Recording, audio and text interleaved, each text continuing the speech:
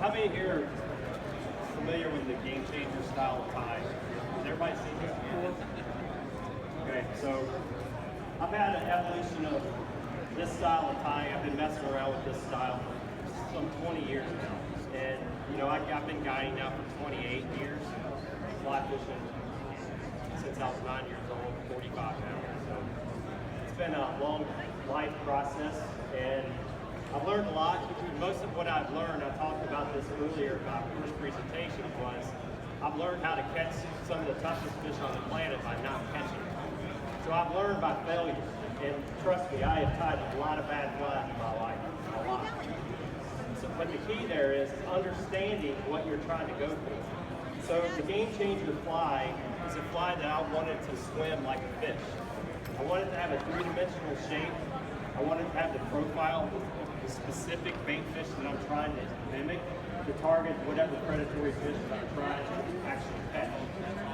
This happens to be a synthetic version. I've worked with Rizzetti for a number of years with different materials from the South African company called H2O Products. And we've come out with a series of brushes that they had already had, but I had to mess around with them. And I was going to tell you earlier about this. What makes a fish swim? Okay? What makes a fish swim other than their fins and their muscle is their vertebrae. And I can create the swimming action with the muscle side of it by manipulating the line in the water, by the way I strip it, right? So I can do quick strips, long strips, pauses, the fly will react to everything I do. So that is what I consider the muscle of the fly. The other thing, I can add fins, I can add tail fins, I can add pec fins, and what those tail fins are going to do, that can accentuate the swimming action at the end. So I do a variety of different tail actions. I'll do one that I call a paddle tail, one I call a kicker tail, one I call a swim tail. So when you see all the different variations of tails that I do on these flies, you're going to see different actions at the end of it. And I have 3 different versions here to show you how all 3 fish different. I have 2 synthetics. Both of these synthetics is one about 11-inch fly is what I use to hunt for muskies. Every one of these I've been fishing over the past year to 2 years. So the other thing is these people tell me all the time, how long does it take you to tie these? It's like, well, it takes me 30 minutes to an hour to tie one. But I also have flies that I've had for 4 or 5 seasons. Smallmouth bass, for example, one about this long. I've had a couple of flies that I've had for 2 or 3 seasons. The average smallmouth day on the water is 25 to 50 fish. You know, and if you add that up after 60 days, 70 days, times 3 or 4 seasons, it's quite a few fish. So they do last, even though it takes a long time to make them. It's just like using a lure. No game changer left behind, is what I always say. You get a hoe in a tree, we're going to get it. We're going to climb that tree, we're going to go diving after it. You know, no changer left behind. But the key is, in this whole process, is learning what makes a fish swim, what makes that serpentine action. And it's their vertebrae. Their muscles and fit and their shape helps them, and their tail action helps them. It's just like the difference between a tuna versus largemouth bass. They're all their body shapes dictate how they predate on the bait fish that they're seeking. Tunas are fast moving fish. They never stop swimming, so they're shaped like a torpedo. You have bucket mouth fish like largemouth stripers. They're not super fast swimmers, they're more ambush and they inhale their baits. So all of that, knowing that, when I am tying a fly for a specific predator, I look at what their biologic makeup is, and I design the fly to not accentuate, but to match that biologic makeup, like a muskie, for example. That's a fish that's long. They're built for short bursts of speed. They have a long mouth with a lot of teeth. So that fish is designed to grab their prey. They're very much like a barracuda, very much like a king mackerel. So they're short bursts of speed, and they're going to cut that bait in half, and they're going to grab that fly in the middle, because that's the best way for them to grab it. That's why they have that longer mouth and the teeth. So king mackerel will go through a bait, cut it in half, and come back and eat it. Muskies will drive through a bait and grab it in half. So showing a fly with a lot of profile and swimming action is going to help create those triggers that nature has made that fish to have. And those things you cannot make that change in those fish because they are built to do it. Muskies are fishing 10,000 casts for a reason. They're so good at killing the prey items that they're after that they don't have to eat every day like, say, a bluegill does or a trout does. They will lay around for a day or two, maybe 3 or 4 days, and decide they're going to go kill something, and they go kill it. So that's the predator I decided I was going to target with a fly rod. So I had to create these triggers, built-in triggers with this fly, and that's where this interconnected chain or basically backbone has come in handy. When you see this fly go through the water here in a second, you'll understand what I mean. But I have 6 or 7 vertebrae built into this fly. And it all starts with the head shape, okay? If you allow the water to go through the fly will just go through that water like a sieve. But if you start creating a ramp in diversions of water, you start creating a ramp. And most of my head shapes on my flies are like an arrowhead. And that's creating a ramp for the water to push against. And what happens is water always wants to find the path of least resistance. And once it does, it's always going to be rushing back to the fly. But having all of these different articulations to this thing, this one has 6 or 7. Now water ramps up against this fly and it creates a void behind the head. And that first articulation will move left to right, non-mechanical, you'll never know which way it's going to start. But once it hits that, the water's going to ramp against that and push it back left, right, and that creates that chain reaction. So something I've also learned in this whole 20-year process is depending on the style of material you put in the front of the head, and this is what I was going to tell you, the fly is going to act differently. And I'm not an engineer. Like I said, I've learned how to catch all these tough fish that I've been targeting over the years by not catching them. So it's a long process of trial and error. So for me, I found the smoother the fibers up at the front, the more you're creating a smoother transition for the water to flow against. If you have a lot of divots and coily and curly stuff at the head, it's more of a turbulent flow. All right, laminar flow is more like a Lamborghini. You know, it ramps against that and travels against it much faster. But if you with turbulent flow, you're creating all these eddies and vortices, and you're going to get a nice swim action. But if you want one to swim easier, it's better to have straighter fibers for the water to push against. So that's especially up to the head. That's what made me change. I used to put all kinds of different fibers in the head of these flies, but now I want to use straighter fibers. And I couldn't understand why the feathered game changer, which I will show you in a second, swam better than some of the more realistic flies that I tied. And the reason that is, even though those realistic ones I tied are super dense, they had coils and divots in there, so the water is ramping through there and creating these turbulent flows, which is also slowing it down, so it took more effort to get that surfacing action. With this type deal, which is a synthetic version, I don't want to picture it too wet, but I'll get this head out. It pretty much, these synthetics shed all the water immediately, but this particular one is called a translucent brush, and it's all synthetic. It's basically a flat nylon, okay? So if you have a nice ramp for the water to push again, it's dense enough to keep the water from flowing through it, which creates basically a bunch of dams as it goes through each articulation. So we have a spine system, and then we have basically a skin and muscle system to create what you're getting ready to see. So when I start just bringing this through the water, you're going to see that swimming like a fish. That deep in water, it wouldn't be tracking on the surface, but you should, as it goes by, you should be able to see that. And if I speed it up, I can do a couple, and you'll see it kick off to the side like that, and that shows profile. And that's because of that larger head system that's built into this fly. So I'll kick that. It's kind of like a soft plastic, like a fluke. It's what you want, showing profile. But sometimes you need speed. Speed kills, but you can see how that fly kicks and spins, just like a rope. So this is a synthetic version, but I wanted you to see how much water comes out of that fly as soon as it comes out of the water. So that, in the beginning with the flies that I was tying, we were struggling because we wanted to have the dense body to create the swim action. But the material, even though the material didn't absorb water, the fibers were so densely wrapped, the water would get trapped through the fibers and it took longer for the water to shed out. So I found these materials which hold shape longer and still divert water.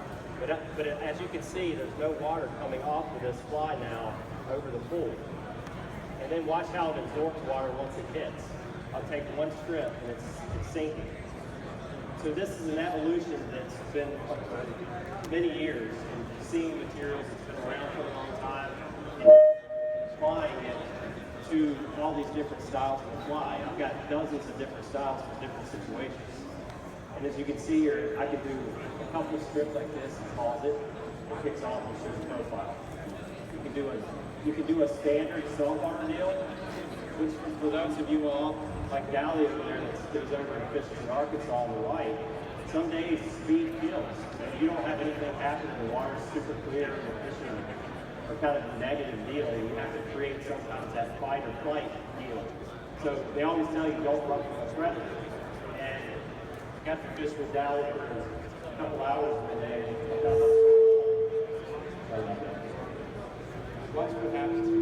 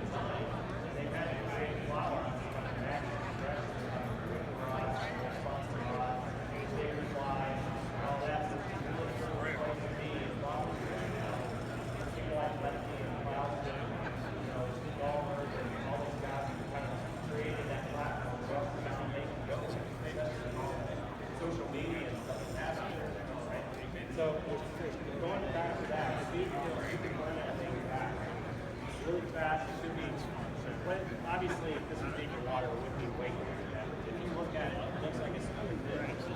I'll try to bring it at you all real quick. Take it right at you.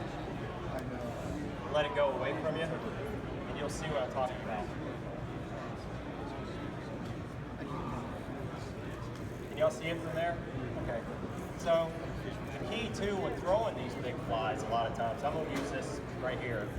So a lot of times you'll have to throw more of an elliptical cast. You want the fly to travel on the outside on the back cast and over the top on the forward stroke. So this is how I've always done it. I mean, there's a lot of ways to skin a cat, but this is the way I've always been easier to me. So a lot of times, especially if I'm fishing big distances and throwing musky flies, for us, we're always starting right at the rod tip. So a lot of times I'll just take the fly and shake all the water out. It's completely dry at this point. And I'll just lob the line out a couple times until I get that head, where the head and the running line meet with the rod, just about right here. Okay? See how it's traveling on the out and over the top? So you can do that all with one cast. You don't have to cross cast that often. That's the good thing about these new head designs with these bigger flies. Choosing the right style of rod action for all this is important too. The bigger the fly that you're throwing, I think the more of a progressive action, more of an action of a rod that needs to bend in the middle top, I don't know, the middle to the middle 2/3. If you're into fast action rods, they're great for certain applications, but they're not good for big flies. Because what happens over time is your arm and your wrist, your arm, and everything's going to be feeling that back. As you you watch right here, the best way to explain it, watch how this fly kicks back. All right, and right here, see that kick over? It really kicks over hard. And what happens with a real fast rod, over many hours of fishing, is you start feeling that transfer of shock through your hand. But more of a medium fast. That's why I use the Mangrove series a lot, because that's what it is, and it absorbs that shock. It's something that can also help if you have just a fast action rod. If you come back with your back cast and extend your arm back and then over, what happens then is you're absorbing, extending your arm absorbs that kick over and that shock or that recoil. So that allows you to have that smoother transition, which also keeps you from having slack. Because when the fly kicks over, it's going to come back at you, and it creates about 4 to 6 foot of slack, which is your enemy with any type of fishing. So I'm going to bring this back here, go back to a smaller fly.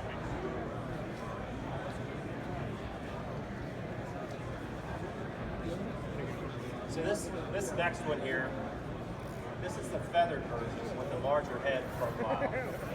And I love this one the most because I'm using materials that's been around since fly tying existed. So I'm taking a series of hen saddles and schlopper, and just basically making a series of saw packers. If you're familiar with the old trout fly, all I'm doing is just palmering soft webbing material around the shanks to create this body and to create this diversion of water. So again, what happens, you can see how all that water is immediately running out of that fly, and then I make one cast, and this fly is dry, okay? So again, if I'm able to make those side casts off to the side, and then over the top with these big flies, and keeping that a little bit open, but you want your launch, that's the key here too, is if you want to have that launch trajectory at an upward angle, you can extend it this way off to the side. I like to do it off to the side so I can kind of, a lot of times we do a lot of back casts. What it allows me to do is allows me to change transfer of energy over. Extend my arm out and then over, and it's not much effort. You can do it with 2 false casts. So the key is here, watching it, let it uncoil, but extending your arm out right at that, where that impact point of where that fly kicks over. That absorbs it, and then you're able to just launch up. So that's a really good tip for throwing big flies or medium-sized flies or what. But you'll see right here, if I just fish this feather changer back, this is natural materials right here doing the exact same thing that synthetic fly. And again, I can do a couple of pop, pop, pop. This is a standard way I like to fish it in rivers for smallmouth bass or largemouth too. Is you can do one long strip like that, let it kick, do a couple quick strips like that, let it fall and die. A lot of times people are fishing flies just kind of constant, but sometimes just popping it, making it look wounded. They're always going to look for that one that's in nature. They're not picking the healthiest. It could be an antelope or whatever. A predator's not going to pick the healthiest one. It's going to pick the one that's young, weak, old, whatever. So you want to make it look messed up. So you kind of kick it, a couple hard strips. See how that thing really dances? So again, lob it over like that. One shot back, get that head out the tip like this, and then you can just let it uncoil and watch what happens at that point. So I can do a 2-handed strip like that. I'm gonna get speed. It's gonna fish like a real bait fish. Watch. See how that kicks over, kicks out. A couple of jerks. Do a couple of quick jerks. But you see, these are all triggers that create these predatory fish to make that final go. Because in my mind, movement gets that predator to your offering. The last second is it the real food or not. So that's where profile, silhouette matters. We all grew up trout fishing, usually start trout fishing. It's harder to catch a trout in slow-moving water than it is in faster water because they have forever to look at it, right? So profile, silhouette, all that stuff comes into play at that point. So it has to match the hatch almost exactly when they're really picky. So that's where I'll start getting more detailed in the fly designs. I want it to be certain size, certain colors, all that kind of stuff. But the movement is what's going to get them to look at it in the first place. So the more movement and action you have in the fly, the better the chance of the fat fish is coming to look at what you're throwing out in the first place. Then if it has the profile, color, silhouette, all that kind of stuff, definitely that guy. I'll even take the rod and kind of twist the rod every once in a while. You know, they're journey. Let it fall a lot of times. These things are fall just like this. They don't usually fall that way. I don't like weighting them. I want them to fall naturally, like a little dying baby. If you look at a dying baby, a lot of times they fall just like that. They'll kick, and then they'll die. Kick, and then they die. So that's kind of the action I'm looking for that. Got a few more minutes. I'll show you this real big one. So this is my go-to musky fly, and you can see how much water is coming out of this, right? Right? So I'm gonna pull some line off of here.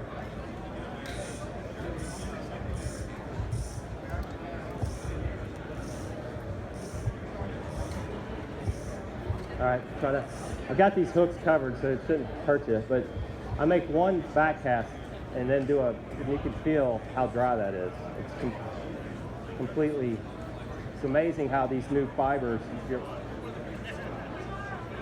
that wild? Yeah, have you messed with this stuff yet? That's that polar. That's polar fiber with when I get bigger on the fly and the profile, I spend all this time making this fly that might be up to 15 inches long, right? The problem with those is they end up getting snaky over time. So what I started doing with these flies is I wanted to create an underbody that's going to be very much like a bush. If you look at some of these big real bushy box, what are they called? That's in front of boxwoods. When you look at them they don't have leaves on them, they're 90% air. But you get it there in the summertime and they're full, and if you've never seen one before, you would think it's solid. But the key is having all these intertwined branches that are stiff that hold some leaves up. And that's all I'm trying to create here, is I want to create a stiff base to hold up the fibers that I'm going to veil over it. So the materials that veil over will absorb water. The material, which is 75% of this fly, is that hollow, stiff nylon material that's supporting basically the leaves. Does that make sense? So it looks like a lot right here, but I can tell you right now, I can do this, and y'all see how much water, came off, but you'll see me lob it if I can. It's coiled up right now. So now it's 100% dry, and this stuff's coiled pretty bad. But you'll see it won't take any more effort to throw this thing than it did the other ones. But I want you to see now that since it's wet, same type of swimming action, just bigger, you know. Right there you can see how much displacement of water and how much a fish is going to be able to know that fly is in the water too. That's a big deal with a lot of predators, is them even knowing that it's around them. Muskies have this big lateral line, and so do a lot of predatory fish, snook, a lot of them. If you can have a fly that's going to have a lot of presence in the water, a lot of times it's going to get noticed. And then you have a fly that's getting noticed and it looks and swims like the real thing, your chances of catching that fish of a lifetime is going to go way up. So that's kind of where I have been my whole life in this whole design process. And I wanted to show you this one more time here. It's right at 1 o'clock, so I got to stop. But I'll throw all the water out. It's completely dry. And then we'll shoot my back half and get that head out right there. And then I can shoot up and shoot all the line without too much effort. But you notice it's outside and then over, right? Outside and over. My launch angle is up this way. I'd have to stretch this line to really get it going good, but can't get it in the water. It's like a rat. But you can see how dry it gets. And that's why I like to use, but once I pull it under, it starts sinking. So those are the two things that I really want with this, because I don't like to weight them. I want the movement to be free with these flies. And I want to use the lines to dictate the depth that the flies are going to be in. So it's 1 o'clock, got to quit. I appreciate y'all coming. Thank you.